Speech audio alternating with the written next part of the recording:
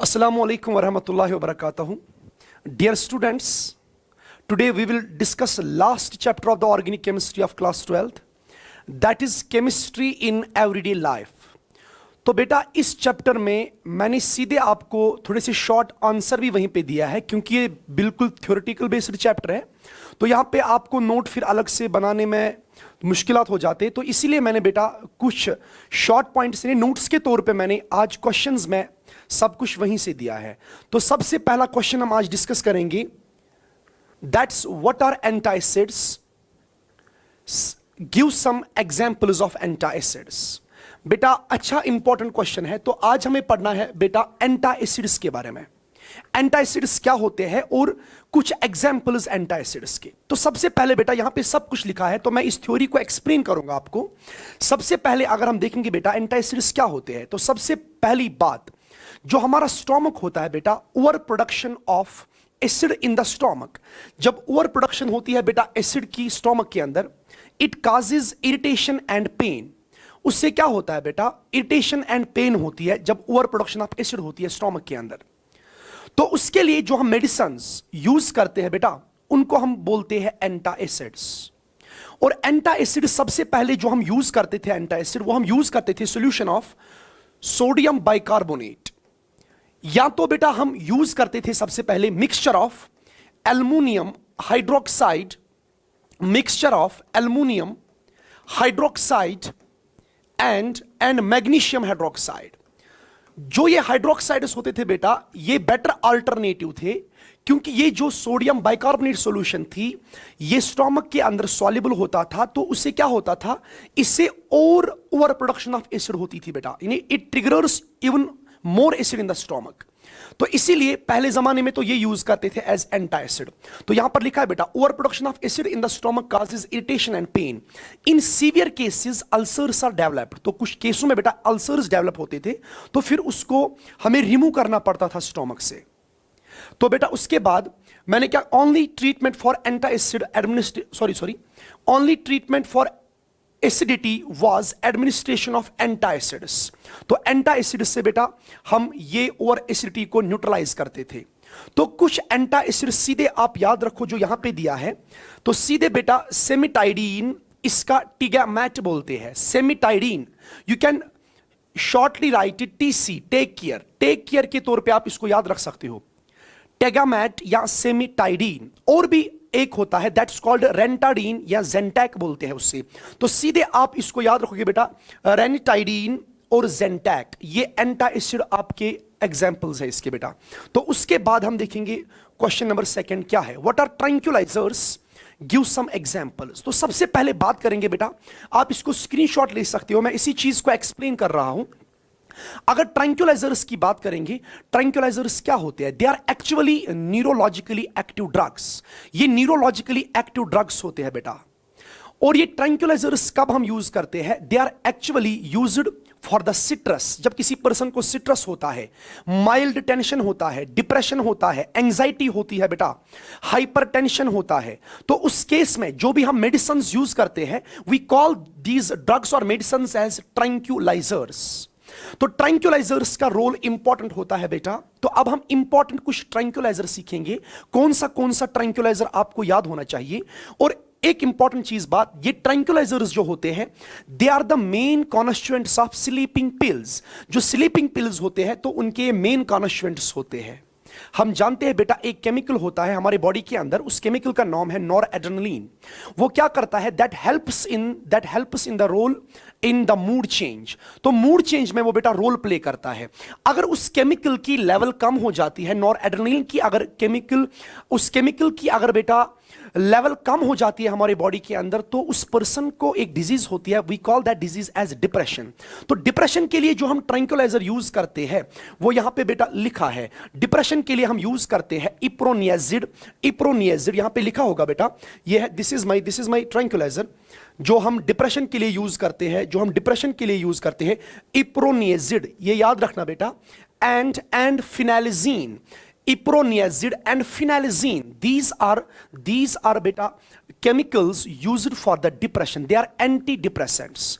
तो mild tranquilliser कौन होते हैं, माइल्ड ट्रैंक्विलाइजर एक होता है हमारा क्लोरडाइएजिपोक्साइड और होता है बेटा meprobamate. These are mild tranquilizers. और भी कुछ ट्रैंक्यूलाइजर्स होते हैं बेटा, जैसे कि Equanil is used for controlling depression and hypertension. तो ये भी आप याद रखोगे इक्वानिल क्या काम करता है बेटा। और भी हमारे पास कुछ ट्रैंक्यूलाइजर्स होते हैं, उनको हम बोलते हैं बारबिटुरेट्स या उनको हम बोलते हैं डेरिवेटिव्स ऑफ बारबिटूरिक एसिड। जैसे उनमें आ जाता है बेटा, जैसे उनमें आ जाता है, ये लिखा है यहां पे वेरोनल लिखा है, एमाइटल लिखा है, निम्बिटल लिखा है, Luminal, Seconal. These tranquilizers are basically hypnotic. ये हिप्नोटिक होते हैं, sleeping, they cause sleep in a person. तो इसीलिए इनको हम बारबिटूरेट्स भी बोलते हैं। तो ये हिप्नोटिक होते हैं बेटे, that is sleep producing agents, they are sleep producing agents. और भी हमारे पास ट्रैंक्यूलाइजर होते हैं जिनका नाम है वैलियम एंड सेरोटोनिन। तो यहां पे शॉर्ट ट्रिक भी आप खुद बना सकते हो बेटा। तो सिंपली आप ट्रैंक्यूलाइजर याद रखोगे। सबसे पहले अगर मैं आपसे कहूंगा एंटी डिप्रेसेंट कौन कौन होता है, वो होता है इप्रोनियाजिड और होता है फिनाइलजीन। अगर मैं आपसे कहूंगा बेटा माइल्ड ट्रैंक्यूलाइजर कौन कौन है, that's called meprobamate and chlordiazepoxide. Meprobamate and chlordiazepoxide, they are the mild tranquilizers. उसके बाद हमारे पास इक्वानिल, वो एंटी डिप्रेसेंट होता है। यहां डिप्रेशन और हाइपरटेंशन के लिए हम इक्वानिल का यूज करते हैं बेटा। उसके बाद आपको याद रखना है some important tranquilizers are basically the derivatives of barbituric acid. We call these tranquilizers as barbiturates. जैसे उनमें क्या क्या है, एमाइटल है बेटा, उनमें वेरोनल है, उनमें निम्बिटल है, उनमें आ जाता है बेटा और वेरोनल आ जाता है। और भी दो tranquilizer that is Valium and serotonin. These are very important tranquilizers. तो सीधे डेफिनेशन लिखना है बेटा। और एनाल्जेसिक भी होता है। एनाल्जेसिक्स क्या होते हैं वो हम देखेंगे। एनाल्जेसिक्स क्या होते हैं, एनाल्जेसिक्स भी होते हैं, they are also neurologically active drugs. तो यहां पे बेटा आप खुद से देख सकते हो एनाल्जेसिक्स क्या होते हैं और इसके टाइप्स कितने होते हैं। अभी मैंने बोला एनाल्जेसिक्स रिड्यूस और abolish pain without causing impairment of consciousness, any mental confusion।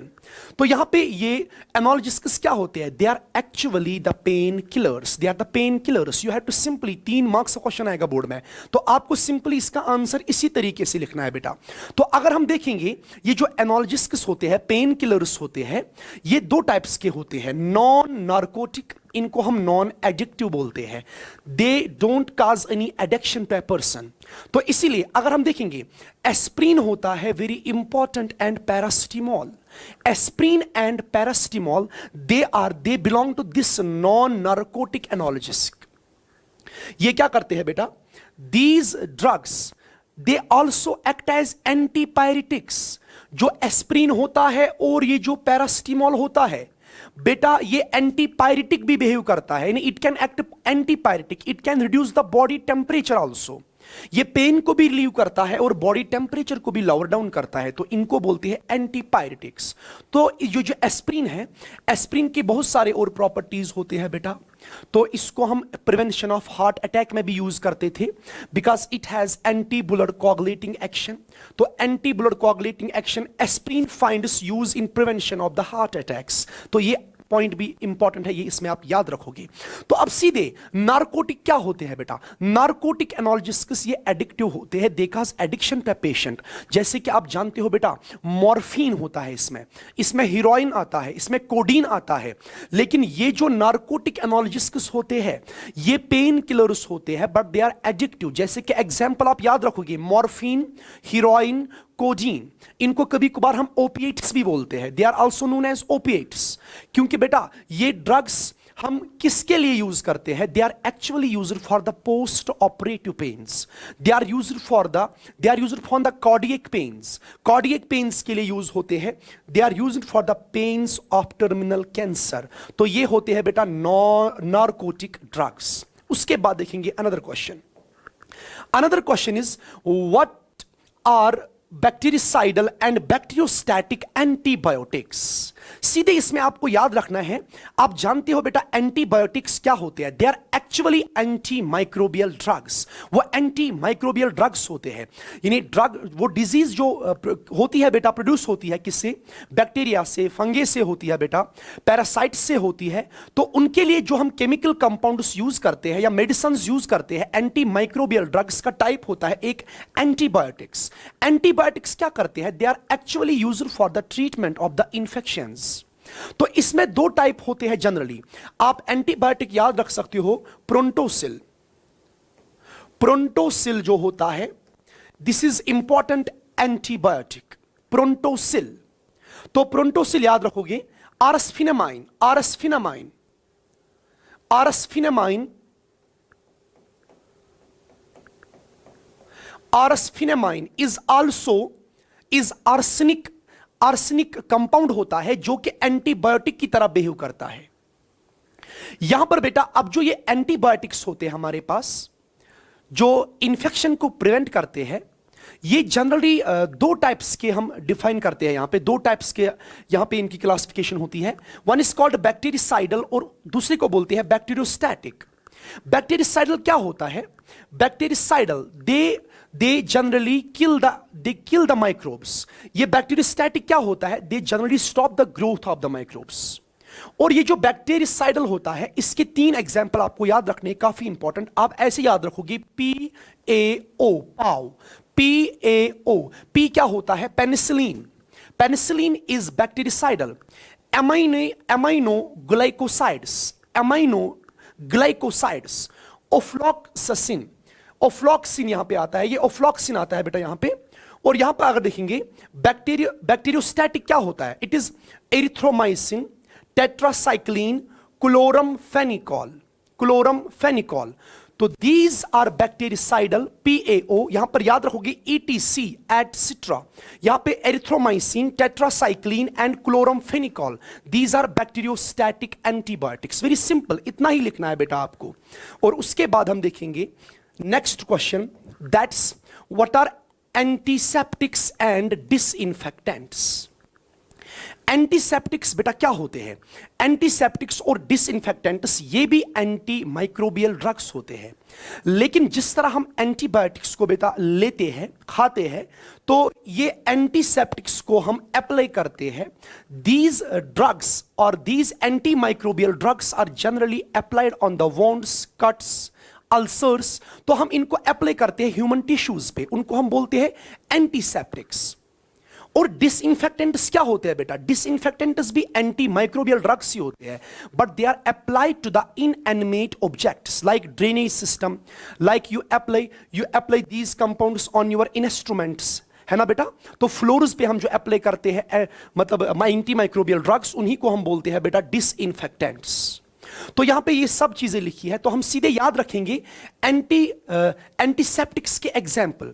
सबसे पहले इसने लिखा होगा बेटा Furacin and Soframycin, these are important antiseptics. उसके बाद बेटा आप जानते हो जो डेटॉल होता है, जो सोप आप अप्लाई करते हो, उसमें भी एक एंटीसेप्टिक एजेंट्स होते हैं, एक जिनका नाम होता है chloroxylenol and terpineol. Chloroxylenol and terpineol, यहां पे लिखा होगा बेटा, इसमें कहीं पे ये लिखा है, शाबाश, क्लोरोजाइलिनॉल एंड टर्पिनियोल।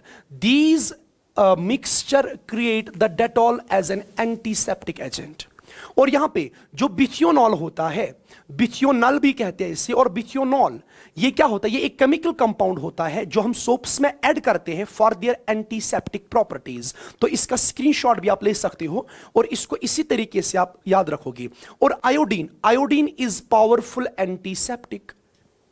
ये पॉइंट याद रखना, it is 2 to 3% solution in alcohol water mixture is known as tincture of iodine. उसको टिंक्चर ऑफ आयोडीन बोलते हैं बेटा, यानी 2 to 3% solution of iodine in the mixture of alcohol and water, we call that as tincture of iodine. उसको tincture of iodine बोलते हैं, शाबाश।